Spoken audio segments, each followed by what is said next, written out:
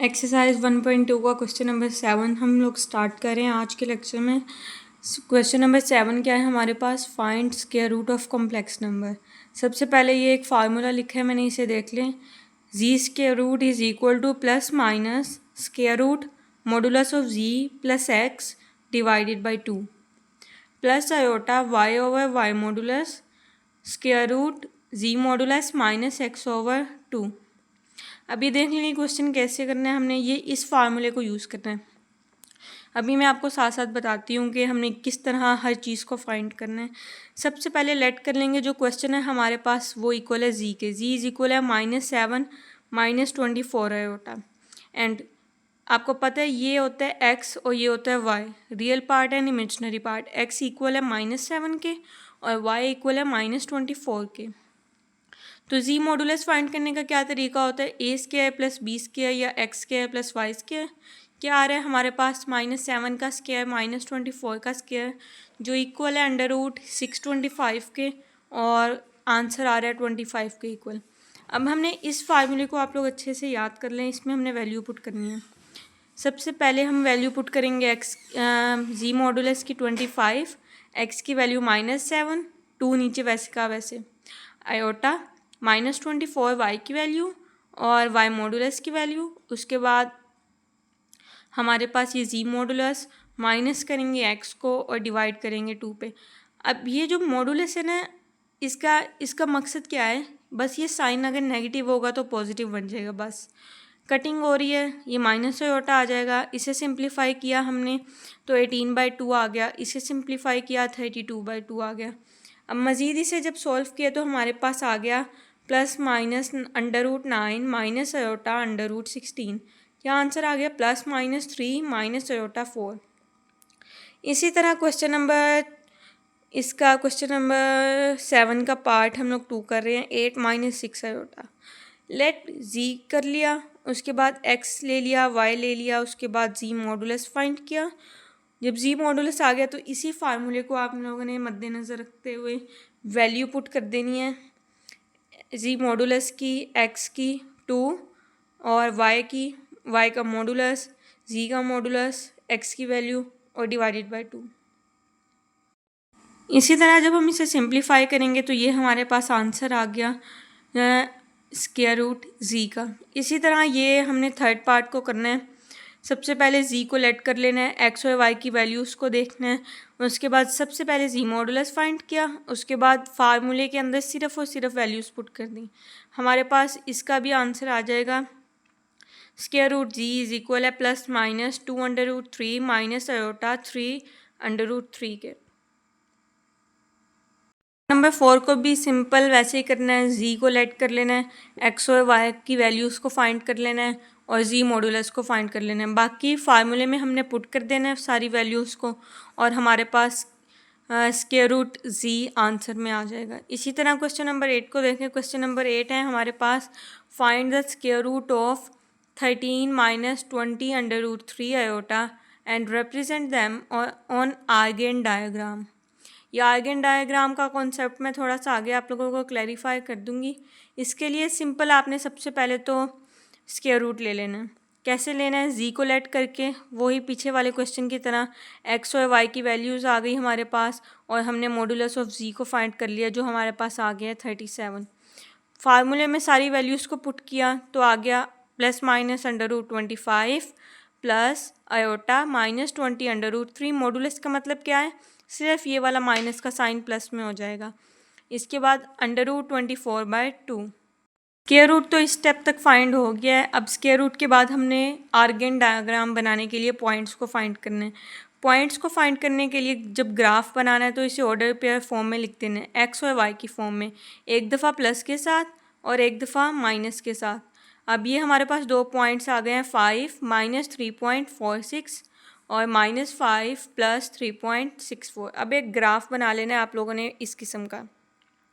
इसमें 1 2 3 4 5 तक x axis पे और नेगेटिव एक्स एक्सिस में, इसी तरह नेगेटिव वाई एक्सिस और पॉजिटिव वाई एक्सिस पे। अब हमने बनाना है, सबसे पहला पॉइंट है 5 पॉजिटिव का और -3.46 मतलब वाई नेगेटिव का। ये 5 पॉजिटिव एक्स एक्सिस आ गया और वाई हमारे पास आ गया -3.46।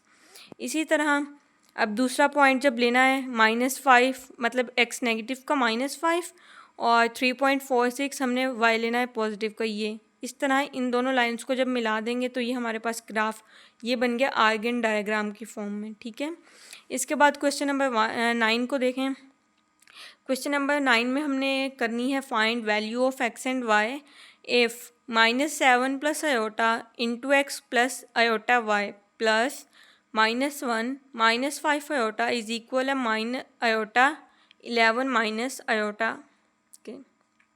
सबसे पहले सिंप्लीफाई कर लेना, इन दो को मल्टीप्लाई कर लें, इसे अयोटा को अंदर मल्टीप्लाई कर लें, क्या आ रहा है 11 अयोटा माइनस अयोटा स्क्वायर। यहाँ पे क्या आ रहा है -7x minus iota 7y plus iota x plus iota square y। इसकी ब्रैकेट को ख़त्म कर दें, प्लस -1 -5 अयोटा। अब ये जो वैल्यू है इसे हम इज इक्वल टू के दूसरी तरफ लेके सॉल्व करेंगे, बाकी इसमें से रियल और इमेजिनरी पार्ट को सेपरेट कर लेंगे। क्या हो रहा है हमारे पास -7x minus y real part, x -7y imaginary part. ठीक है, इसमें जब हमने यहाँ सिंप्लीफाई किया 11 अयोटा प्लस 5 अयोटा 16 अयोटा +1 +1 2। इसी तरह अब हम इक्वालिटी ऑफ कॉम्प्लेक्स नंबर लगा रहे हैं, जो रियल है वो रियल के इक्वल, इसके रियल के इक्वल, इमेजिनरी इमेजिनरी के इक्वल। इस तरह हमारे पास दो इक्वेशन आ गई हैं, एक में हमने y को अलग कर लिया, एक में हमने x को अलग कर लिया। अब जो x वाली है ना इसमें हम y की वैल्यू पुट कर देंगे, हमारे पास x की वैल्यू आ जाएगी। ठीक है, ये देखें कैसे हमने इसमें y की वैल्यू पुट की, हमारे पास x की वैल्यू आ गई 1/25। इसी तरह नीचे हमने y वाली इक्वेशन 1 में x की वैल्यू जो फाइंड की है वो पुट कर दी, हमारे पास आंसर आ गया -57/25 जो कि है y की वैल्यू। अब इसके बाद क्वेश्चन नंबर 10 शुरू हो रहा है। क्वेश्चन नंबर 10 है find x y if 5 - 2 iota x plus iota y plus 3 is equal है अयोटा 11 माइनस अयोटा -4 अयोटा के। सबको सबसे पहले सिंप्लीफाई कर लेना है। आंसर क्या आ रहा है हमारे पास 5x plus iota 5y minus iota 2x minus 2y, iota square की वैल्यू -1 पुट करेंगे तो ये +2y हो जाएगा जो यहाँ लिखे हैं, +3 11 iota minus iota square -4 iota. ठीक है, इसे सिंप्लीफाई कर लिया, रियल पार्ट को अलग कर लिया, इमेजिनरी को अलग कर लिया, और ये जो +3 का है ये यहाँ जाके -3 हो गया। क्या आंसर आ रहा है 7 अयोटा -2 और यहाँ पे 5x plus 2y plus 5y minus 2x aorta.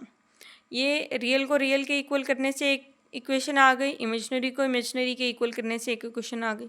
अब हमने इन दोनों को साइमल्टेनियसली सॉल्व कर लेना है। साइमल्टेनियसली जब सॉल्व करेंगे तो सबसे पहले हमने इक्वेशन 1 को हमने 2 से मल्टीप्लाई किया और इक्वेशन 2 को हमने 5 से मल्टीप्लाई किया, तो हमारे पास x कैंसिल हो रहा है। y की वैल्यू क्या आ रही है 29, y इज इक्वल है 31, y की वैल्यू क्या आ गई 31/29। इसी तरह y की वैल्यू को हम इक्वेशन 1 में पुट करेंगे तो हमारे पास x की वैल्यू आ जाएगी। ये यहाँ पे प्लस हो रहा है, यहाँ जाके माइनस हो जाएगा। एलसीएम लेंगे तो -120/29, ये वाला 5 यहाँ जाके डिवाइड होगा, कटिंग होगी, तो x की वैल्यू क्या आ जाएगी -24/29। क्वेश्चन नंबर 11 को देखेंगे 1.3 के। Find values of u and v, u plus iota v whole square is equal है 20 + 21 अयोटा के।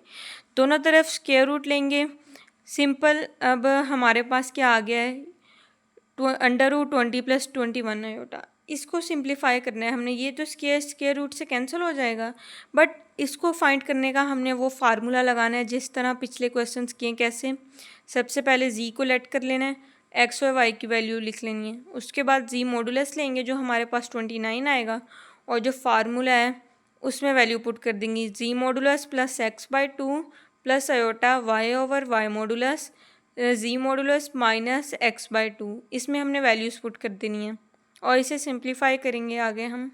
जब हमने इसे आगे सिंप्लीफाई किया तो वैल्यू आ रही है हमारे पास +-7/2 प्लस अयोटा 3/√2। अब ये देखें u की वैल्यू क्या होगी, इक्वालिटी ऑफ कॉम्प्लेक्स नंबर, ये कॉम्प्लेक्स नंबर इस कॉम्प्लेक्स नंबर के इक्वल होगा। u की वैल्यू आएगी +-7/√2 और v की वैल्यू क्या आएगी प्लस माइनस 3/√2।